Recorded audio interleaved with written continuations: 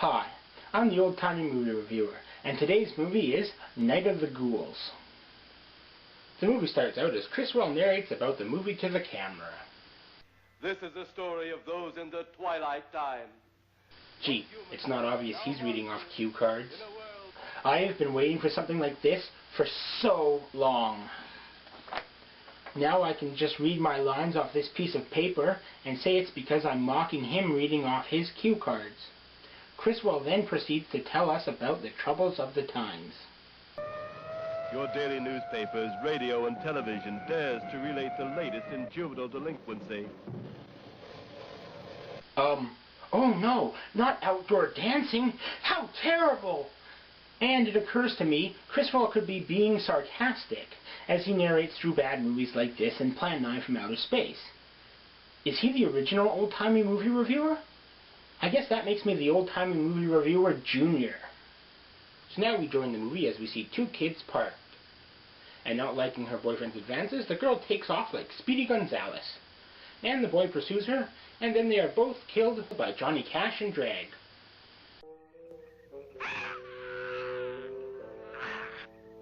The work of a maniac was credited for the murder of this boy and girl.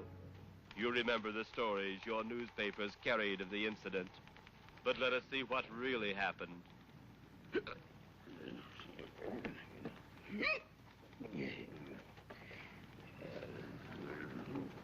Oh, so that's what happened. It wasn't a ghost. It was a drunk man walking into a police station, then walking out. That makes sense. Well, now you know, and knowing is half the battle. The other half is checking your sources. So the movie unfolds as we are introduced to our main character, Lieutenant Bradford, or as I'll be calling him, Zatara, the Master Magician. Wow, this is pretty great cinematography. Anyway, Zatara has been called into work this evening by his boss, and is told of an incident that happened earlier in the evening involving two old people driving down a road. It seems they've taken a shortcut over the old road to Willis Lake. Oh, great. Now we're in a story being told by someone who is in a story being told by a narrator? I'm having Mace Have Lost Women flashbacks. Wow, did he learn to drive from the blonde lady in Atom Age Vampire? I'm doing the driving and I know what I'm doing, gol darn it. You do? Really? Because it looks like the concept of fake driving has baffled you. So as they continue on their way, their car stalls, and then they are approached by a woman in white who shows them her fingers.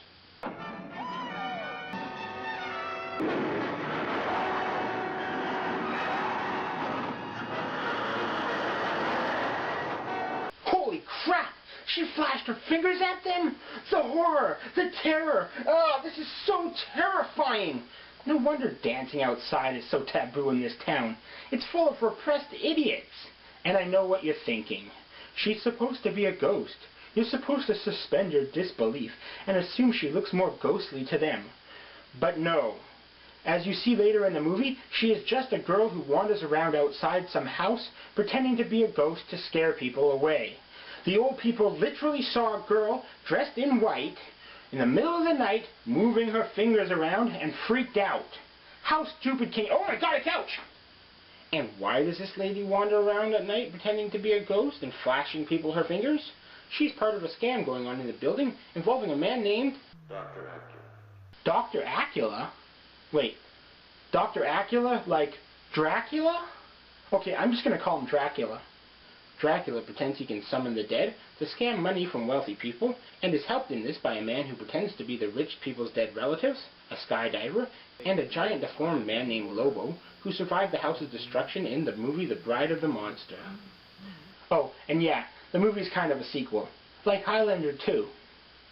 And lastly, Dracula is helped by the blonde girl who scares people away by wandering around outside at night, flashing her fingers. But technically that's how the police are alerted to their presence, so she's not that effective. In fact, without her the movie couldn't have happened. Damn you. So Zatara arrives at the house and starts his investigation by abruptly walking into the house, whereupon he meets up with Dracula, and quickly figures out what's going on and fakes being someone looking to meet a dead family member. He is then brought into a room and a seance begins, featuring Dracula, Zatara, some old lady, her gigolo, an old geezer, and the three girls from the Nova 5. I And I alone can bring him to this room tonight. Wingate Foster, through the powers of Dr. Acula, will again be permitted to walk.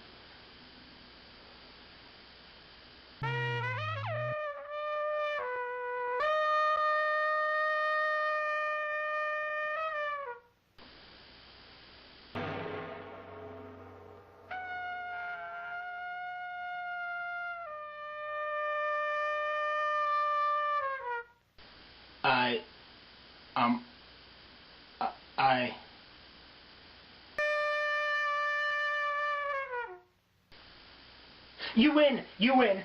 I can't think of anything to say. This scene has bested me. It's just too goofy to be mocked. Hell, it's so goofy, it mocks me. We are awaiting your judgment, your all-glorious knowledge of truth and righteousness.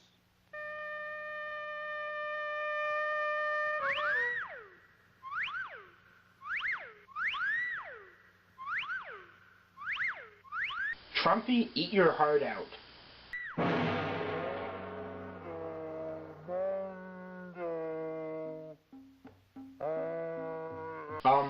Did the goofy scene just jump the shark?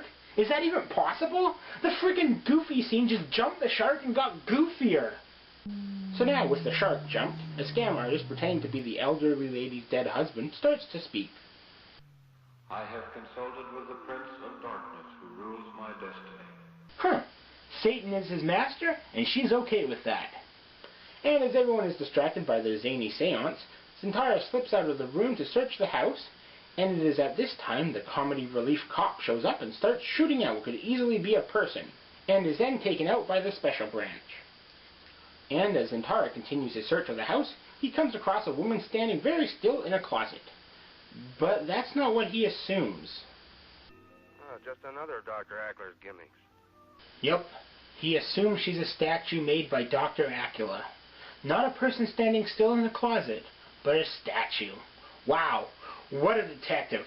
Sherlock Holmes, eat your heart out. Strange. If I didn't know better, I could swear she was breathing. Well, I understand undertakers have a way of doing that. Or she's a person standing still, dumbass. Jesus, he goes from thinking she's a statue to a corpse without ever thinking she could be just standing still. Move over, Batman. Zatara's the new master detective. So as he leaves the room, he turns to take one last look, and sees her smile. Then he realizes she's actually a living person and, wait, what the? He still doesn't think she's a person? What the hell? How is he that stupid? Can you imagine if people were like that in real life? Oh no, Caleb, you've died. No, I'm just sitting here quietly. Oh, I thought you were dead. Oh no, Leslie, you've died! I'm not dead. Ah, ghost! So after leaving the woman in the closet, Sherlock Holmes here continues to wander through the house until he is caught by Dracula and Lobo and imprisoned in a room. And then we go back to another seance. Oh crap. Let everyone stay where they are. Oh, thank goodness.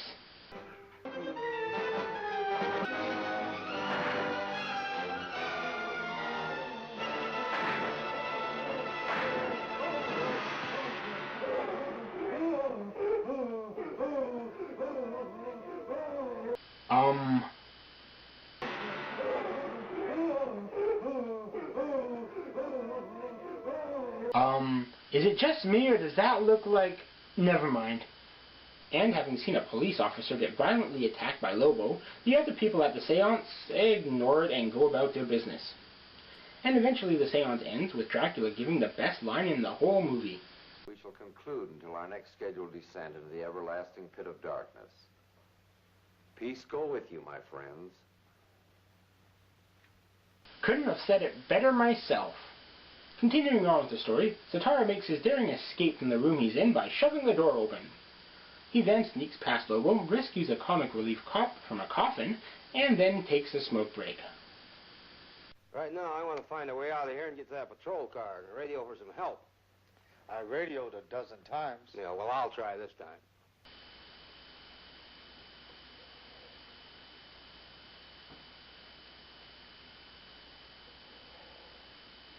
And now back to the movie as Dracula and the Blonde plan to abandon ship as the two police officers sneak down the hall talking loudly to each other and end up in the seance room where Lobo makes his appearance.